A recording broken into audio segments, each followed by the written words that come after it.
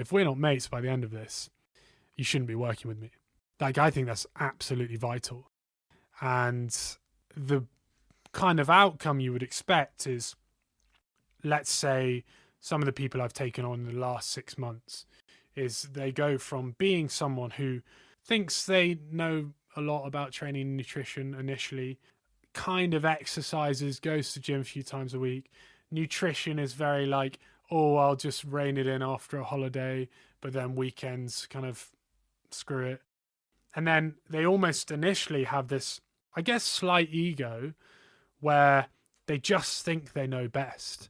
And then they kind of work with someone who asks the difficult questions, breaks down those barriers, but in a way that is tailored to them. So I always say on calls a lot of the time, we really dive into the mindset side of things, but there's no fixed way of doing that. Again, it's tailored to the individual. And at the end of the 6-month period, I would say as a bare minimum, you know, I've had 7 years, I've had people for 4 or 5, you know, one guy recently, for example, we just had 3 years come up, and originally he said, there's no way I'm going to do, and this was way back, more than the 12-week program with you. But at the end of that program, if you go all in, and that's a big thing, I always say to people come on board, lean in. And I think, interesting enough, men in particular feel guilty about doing that.